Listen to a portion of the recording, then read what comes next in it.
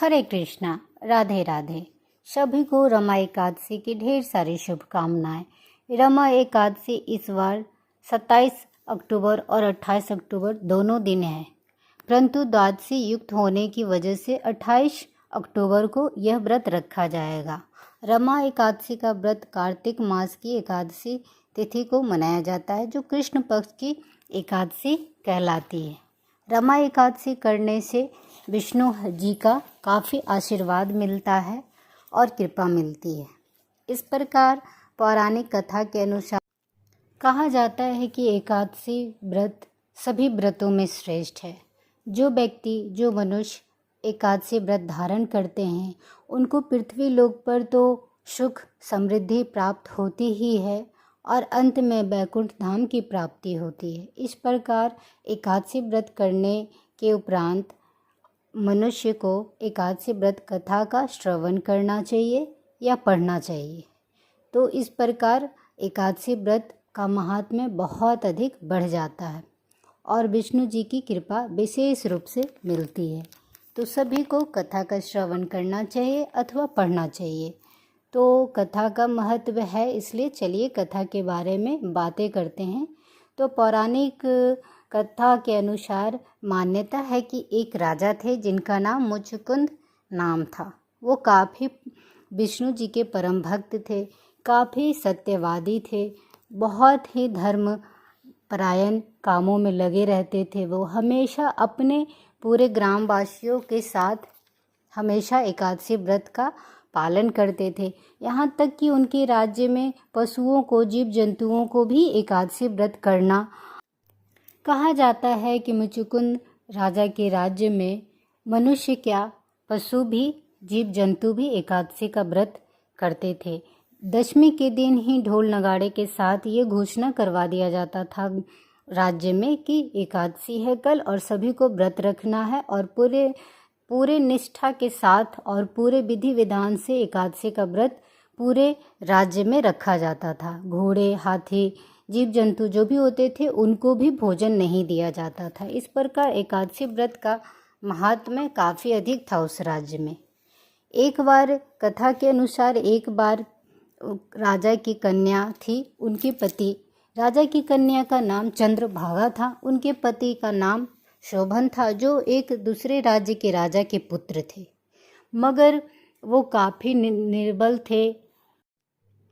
इस प्रकार राजा के जो दामाद थे, जमाई थे शोभन, वो काफ़ी निर्बल थे, दुर्बल थे, तो वो व्रत नहीं रखने में सक्षम थे। तो उन्होंने अपनी पत्नी से कहा, मैं तो व्रत नहीं रख पाऊँगा। मगर पत्नी ने कहा कि अगर आप नहीं रख पाएंगे तो यहाँ से दूर चले जाइए।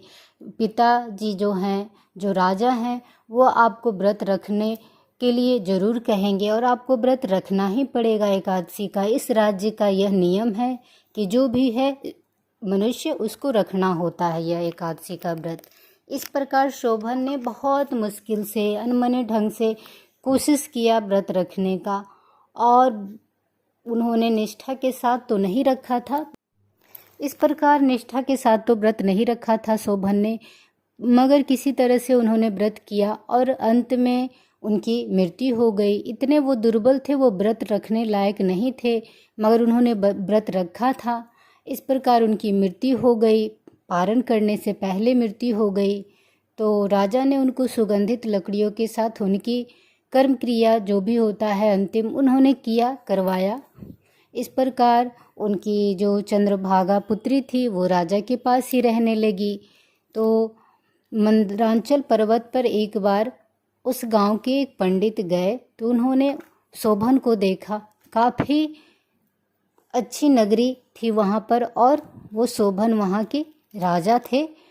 तो पंडित जो थे उस गांव के, मुचुकुंद राजा के राज्य के जो पंडित थे, उन्होंने पहचान लिया शोभन को, राजा के दामाद को। तो उन्होंने पूछा कि आप वही हैं? तो शोभन ने कहा, हाँ मैं वही हूँ। आप जाकर मेरे ससुर जो राजा मुचुकुंद हैं उनके पास समाचार पहुँचाएं और मेरी पत्नी के पास समाचार पहुँचाएं। मैं तो एकादशी व्रत के महात्म्य से इतनी अच्छी नगरी पा लिया हूँ मंदरांचल पर्वत पर, मगर यह अस्थिर राज्य है, ये कभी भी नष्ट हो सकता है, तो मुझे इसको स्थिर करवाना है, इसलिए आप मेरी पत्नी चंद्रभागा को ये सूचना दें।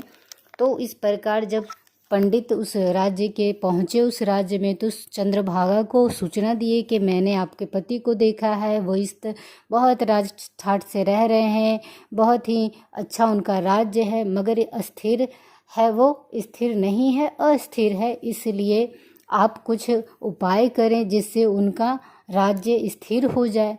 तो इस प्रकार चंद्रभागा जो राजा की पुत्री थी और शोभन की पत्नी थी, तो उन्होंने हमेशा ही एकादशी व्रत धारण किया है पूरे नियम से और निष्ठा के साथ। इस प्रकार उनकी एकादशी बहुत पुण्यवान हो गई है। वो अपने पुण्य से शोभन के राज्य को स्थिर करवा सकती थी। वो पतिव्रता भी थी और एकादशी व्रत धारण करने वाली थी पूरा नियम के साथ। उनके महात्म्य से, उनकी श्रद्धा भक्ति से और एकादशी व्रत की वजह से शोभन का राज्य स्थिर हो गया। इस प्रकार वो अपने पति के साथ ही रहने लगी। इस प्रकार एकादशी व्रत का काफ़ी अधिक महात्म्य है। उनके एकादशी व्रत से अपने पति को तो पा लिया उन्होंने, ऐसी दिव्य शक्ति थी, ऐसी दिव्य शक्ति पाए दोनों पति पत्नी, स्थिर कर लिए अपने राज्य को और वहीं सुखीपूर्वक रहने लगे।